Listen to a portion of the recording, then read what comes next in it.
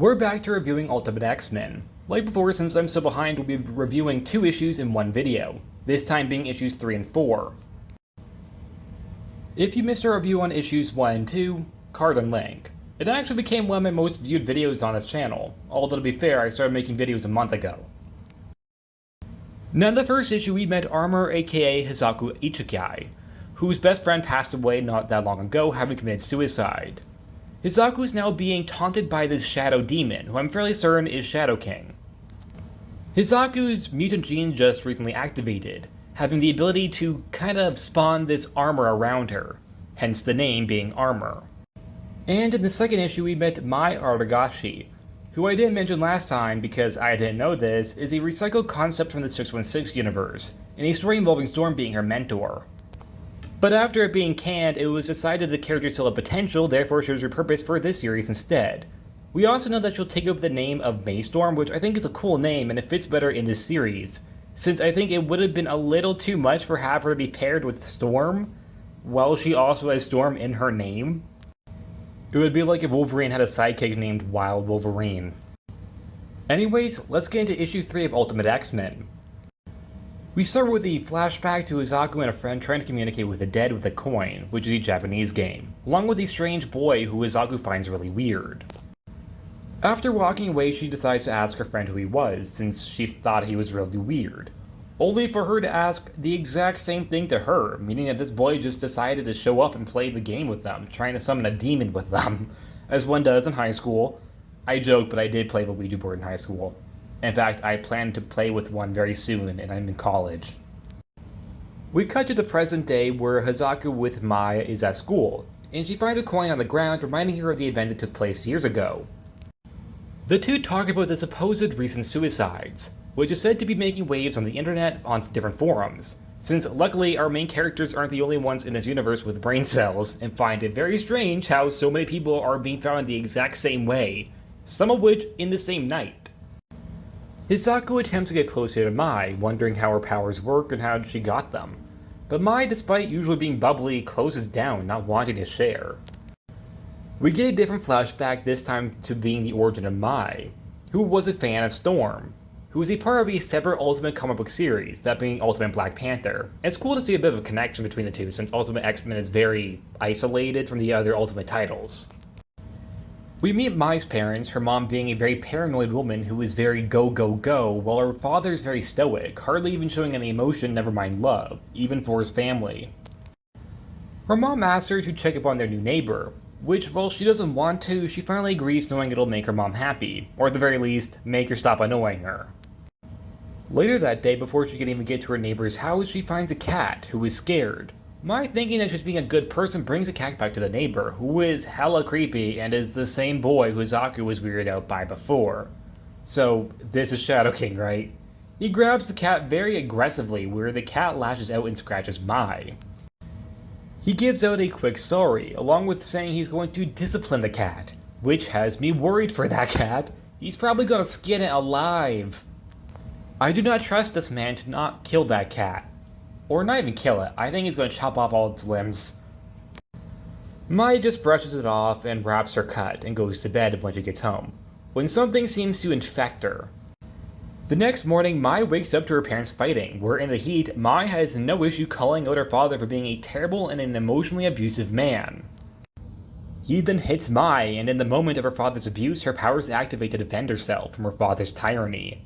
Her eyes and hair turn white in front of her family, showing that she doesn't actually dye her hair, it's from her powers. Her dad then proceeds to kick Mai and her mom out of the house, claiming it's his home and he gets to choose if he wants them there or not, which is one of the most heartbreaking things I think I've ever read. We then cut back to the present where the girls are playing dodgeball, who on their team is Nico Minoru, who Mai comments parents are Wiccans. Somehow, Nico turns to them and knows that they're mutants, confirming that she herself is also one, ending the issue on a cliffhanger. Nico Minoru is a already existing character, although she isn't a mutant but a witch in 616. This version seems to be both, kinda like Magik. Nico is known for her roles as both the new leader of the Runaways, where she's in a fan-favorite romance with Carolina Dean.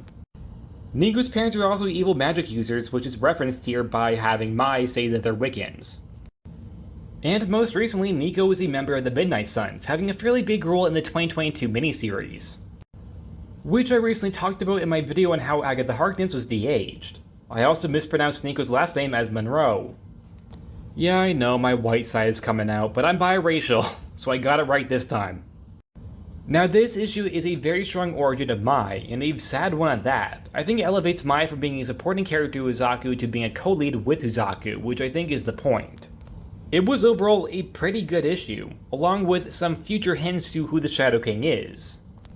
I was a bit surprised by Nico's inclusion, since she's not an X-Men character, although I'm pretty sure here she's practically just Magik. Or Magik and Nico combined. When I say Magik, I mean Colossus' sister, Alana Rasputin. I don't just mean Magik in general. On to issue 4, which wasn't on Marvel Unlimited, so I had to get a physical copy.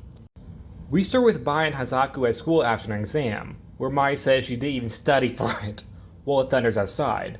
Hisako mentions that this will be the first time that she's driven in the rain since she's just gotten her license. We also quickly see Nico as she's giving fortunes to her classmates, while Hisako and Mai discuss if maybe she really could be a mutant too. On Hisaku's ride home, she drives by a boy who she knew from middle school named Amano. They mention him as both a former friend and later bully of Tsubasa. I mispronounced it again. Tsubasa. I think that is the closest I'm gonna get. Who we see has some mutant abilities, as he forces Hisako into crashing. We also see that Amano is surrounded by dark shadows, showing that he's under the influence of the Shadow King, using this host to once again taunt Hisako. The two end up in a fight where Armor manages to hold her own with the demon. Shadow King then forces Hisako to see how Tsubasa killed himself, by using Amano to slit his own throat, which he somehow survives since he gets away under Shadow King's influence. The official Marvel wiki lists him as still being alive, but just MIA after the fight. I don't know if I believe that or not, but in fact I don't, but I could be wrong, he might be still alive. Anyways, Hisako sees her classmates have their phones out, having recorded the entire fight where she uses her powers, which outs her as a mutant. But Mai comes to her defense to destroy all their phones, since without proof it's just a heartless high school rumor. But we see a young girl with blue hair who was able to catch the lightning and was able to post a video of Hisako using her powers. She also eats the lightning afterwards like hard candy. Okay. This blue-haired girl is Narako Ashida, who in 616 is better known as Surge, a young mutant girl with the ability to manipulate electric fields. She's been a member of X-Force, X-Men, and the New Mutants. She's almost always a hero, but this series seems to be changing that. Also like Hisako, Surge isn't new to Japanese-inspired media, appearing as a recurring character in the Marvel Disc Wars anime. This version of the character is shown to be a bit unstable not only in her powers, but went full-on crazy when she first discovered them. This being because she was raised and brought up as hating mutants. Luckily though, she would eventually grow to like them, and eventually embrace being a hero. This issue ends with Hisako panicking with the video now being public, since now our entire school knows that she has powers. This issue is also pretty good. I wouldn't say as good as the first 3 issues only because it kinda feels, at first at least, the same as issue 1. But the ending was very strong. I think that Hisako being outed as having powers will be a good addition to the drama of the series. I'm also really excited for Surge, and to see her in this role. I know that later in the series from future synopsis and also covers that she'll have a rivalry with Mai, which I'm also really excited for. I did find it a little odd how issue 3 ends with a tease that wasn't explored in issue 4 outside of a few lines about Nico, but I assume it's to set up things to come. Although at the same time, Nico doesn't really fit in an X-Men book since she's not an X-Men character. But yet again, I also like the character Nico Minoru, so I guess I'm fine with it. And that was Ultimate X-Men issues 3 and 4. What are your thoughts? Like always, please like, subscribe, and I'll see you guys next time. Bye!